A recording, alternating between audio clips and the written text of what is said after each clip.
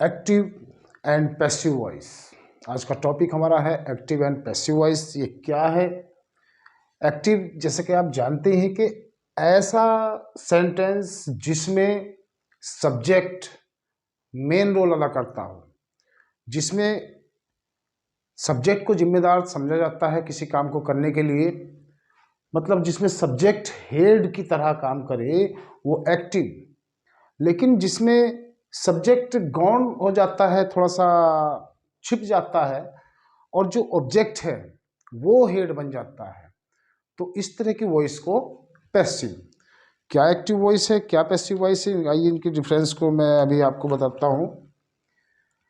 जैसे ये रूल है, affirmative sentence, negative, interrogative, first type, second type और थर्ड टाइप, ये किस टेंस के हैं? प्रेजेंट इंडेफिनिट के, जो कि आपको पता है। तो ये एक्टिव रूल्स होते हैं। इसी तरह से हर टेंस के तो नहीं, लगभग 8 टेंस के पैसिव रूल होते हैं। पैसिव रूल क्या है कि प्रेजेंट इंडेफिनिट कोई सा भी सेंटेंस अगर इस रूल से बना हुआ है कि सब्जेक्ट के बाद या तो वर्ब की फर्स्ट फॉर्म है या वर्ब की फिफ्थ फॉर्म है, तो आपको ये ध्यान होना चाहिए कि सब्जेक्ट के बाद जब भी फर्स्ट फॉर्म या फिफ्थ फॉर्म होती है तो वो हमेशा प्रेजेंट इंडेफिनिट का अफर्मेटिव होता है। फर्स्ट फॉर्म कहाँ होती है? जब सब्जेक्ट प्लूरल हो या फर्स्ट पर्सन केवल आई हो या वी हो। और फर्स्ट फॉर्म और जो फिफ्थ फॉर्म है वो कहाँ होती है? जब सब्जेक्ट सिंगुलर हो।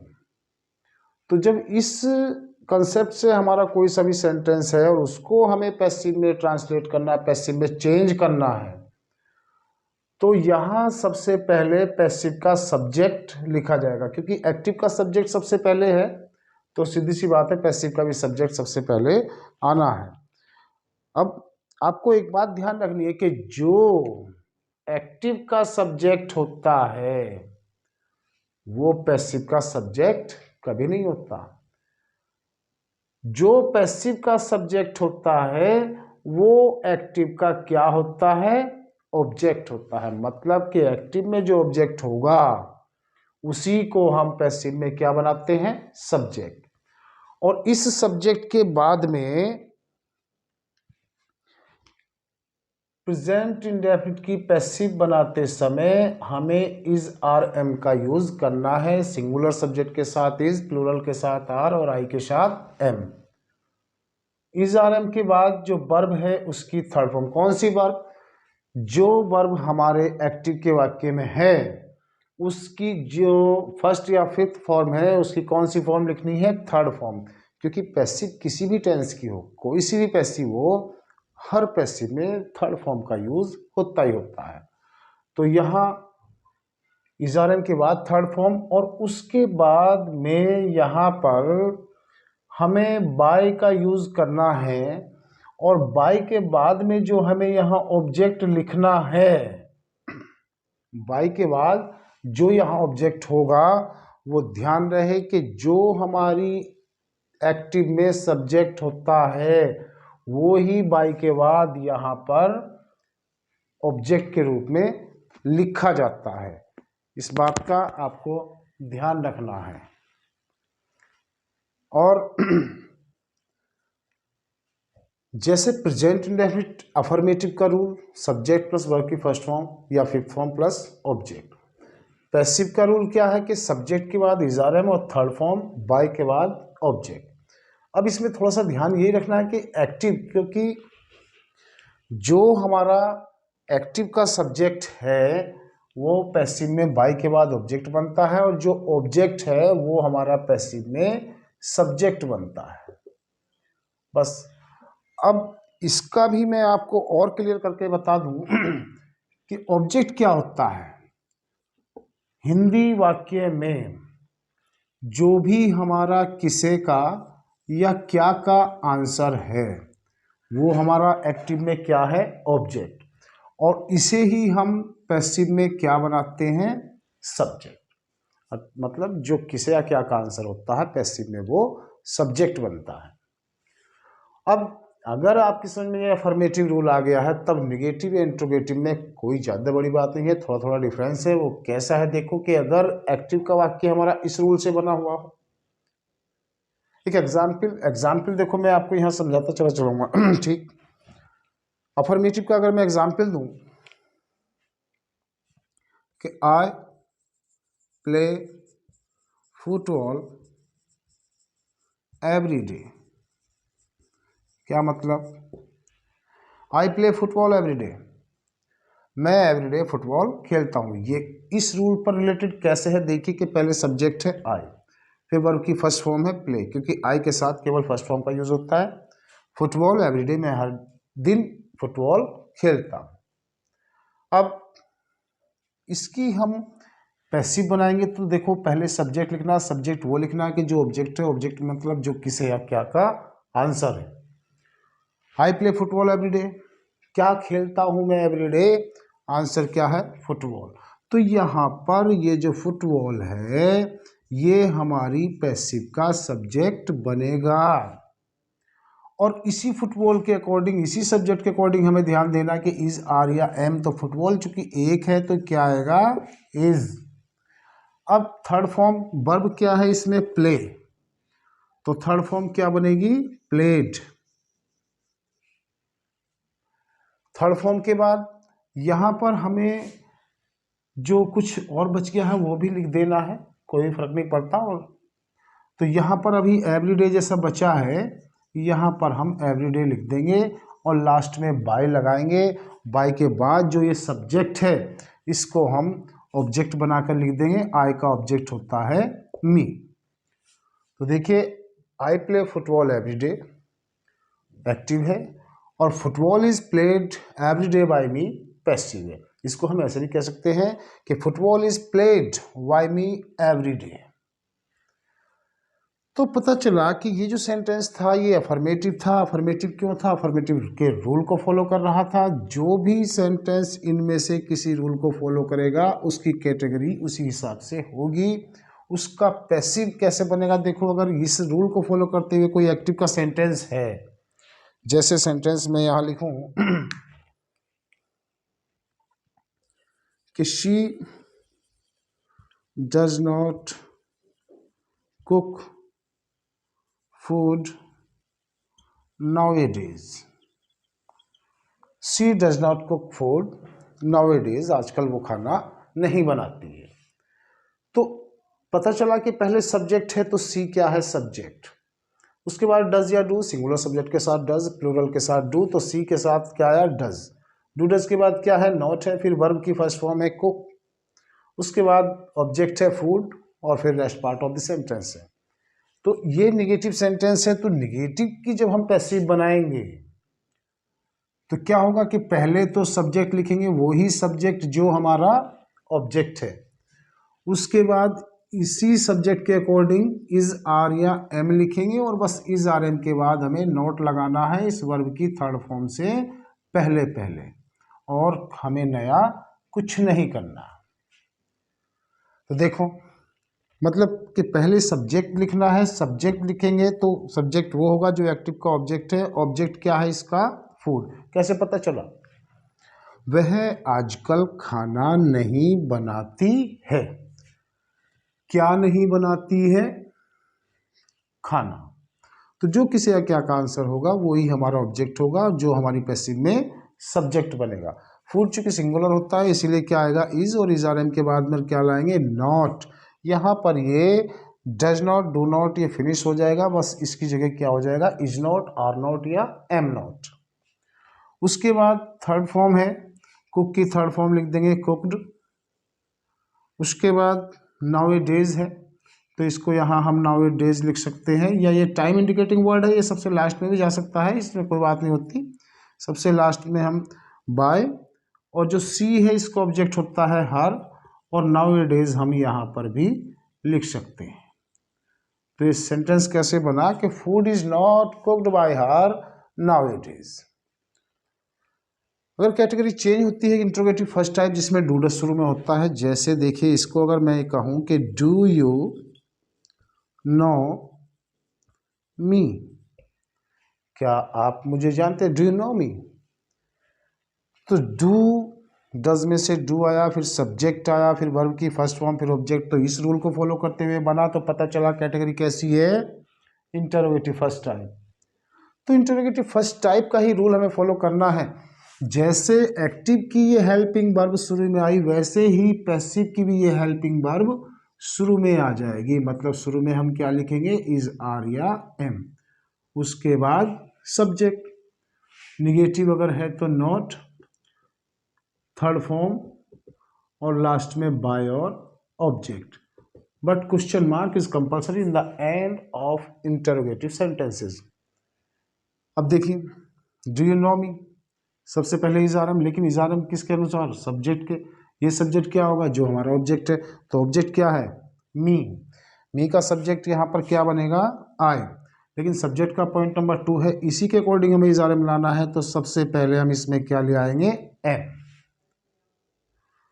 तो डू यू नो मी की जब हम पैसिव बनाएंगे तो सबसे पहले क्या, एम, उसके बाद सब्जेक्ट आई, नॉट इसमें नहीं है, वर्ब की थर्ड फॉर्म नॉन, तो एम आई नॉन, उसके बाद बाय लगाओ, और जो सब्जेक्ट है यू, इसका ऑब्जेक्ट बनाकर यहां पर लिख दो यू। तो am I known by you. लेकिन अगर ये इंटरोगेटिव सेकंड टाइप हो जाए तो कौन सा रूल फॉलो होगा कि पहले क्वेश्चन वर्ड। अब क्वेश्चन वर्ड इसमें कुछ लगा दो, चलो वाई, उसके बाद डू या डज, डज, उसके बाद सब्जेक्ट, जब डज आया तो सिंगुलर सब्जेक्ट लिखेंगे, द वॉशरमैन,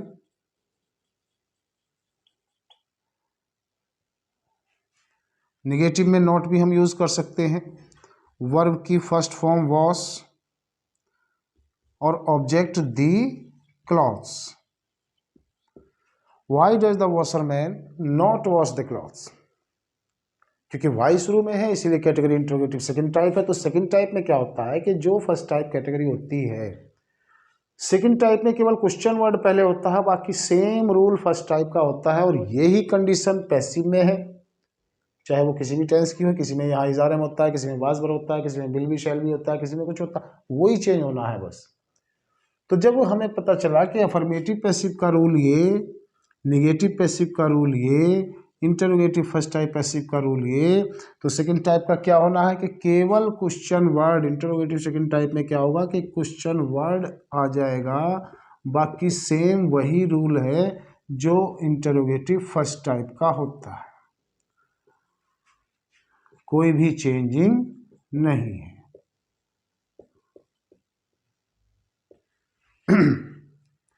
अब अगर हम कहें कि इंटरोगेटिव सेकंड टाइप जैसे ये है, why does the washerman not wash the cloth, इसकी पैसिव बनाओ। तो पहले क्या है, क्वेश्चन वर्ड है, तो जो एक्टिव का क्वेश्चन वर्ड होगा वही पैसिव का क्वेश्चन वर्ड होगा।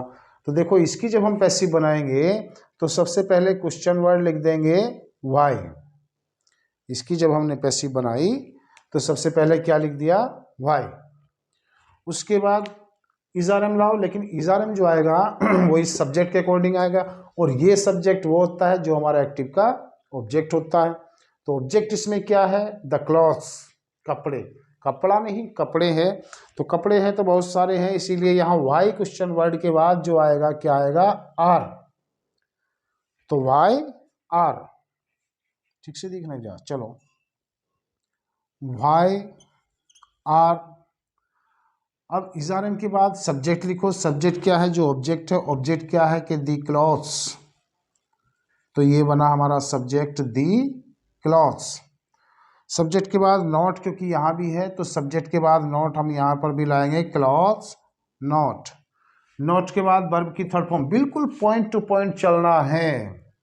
क्वेश्चन वर्ड के बाद इजारम है तो लिखना है, इजारम के बाद सब्जेक्ट है तो लिखना है, पॉइंट टू पॉइंट चलते रहिए, the sentence will be correct. अब देखो why are the clothes not, not के बाद वर्ब की थर्ड फॉर्म, वर्ब क्या है, जो वॉश है, वर्ब क्या है, जो वॉश है, वॉश की थर्ड फॉर्म क्या हो जाएगी, वॉश्ड। अब थर्ड फॉर्म के बाद बाय लगाओ और जो सब्जेक्ट है दी वॉशरमैन उसको लिख दो।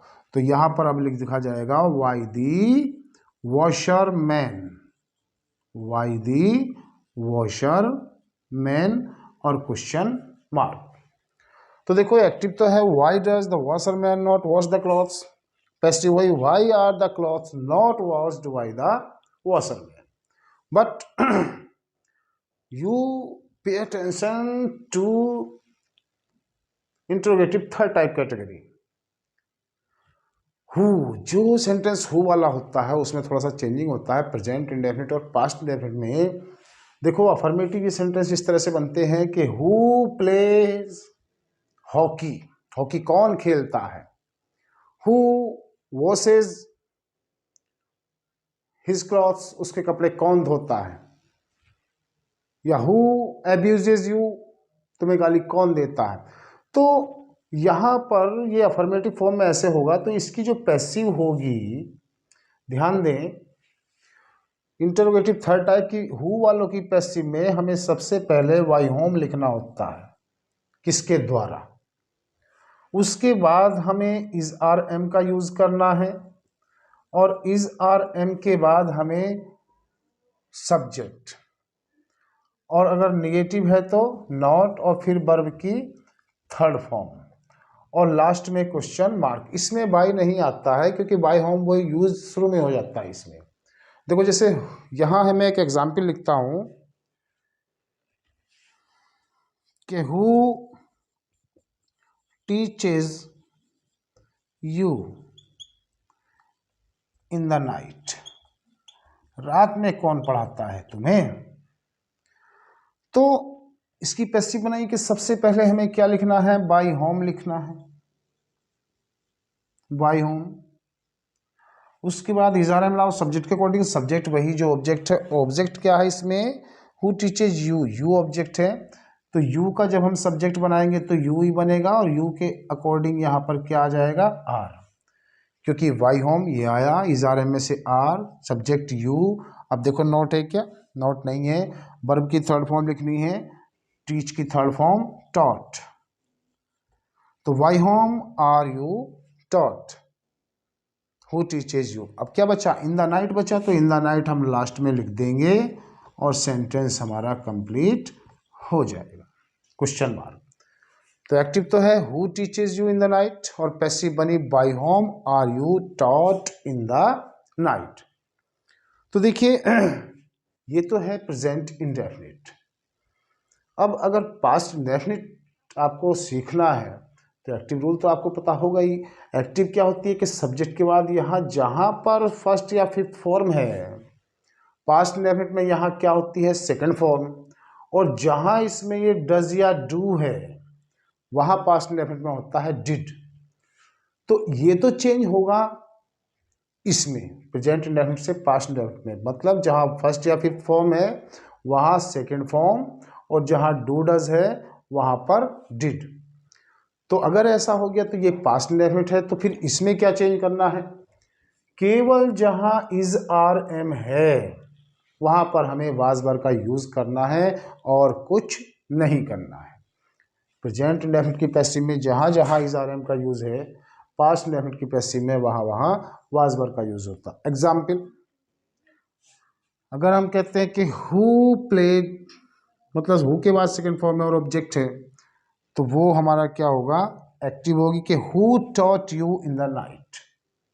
अब पैसिव में हमें क्या चेंज करना है कि जहां इज आर एम है वहां पर हमें वाज वर्ब का यूज करना है कि by whom were you taught in the night. तो there is no difference between present indefinite and past indefinite, only you should change the helping verbs, that's all.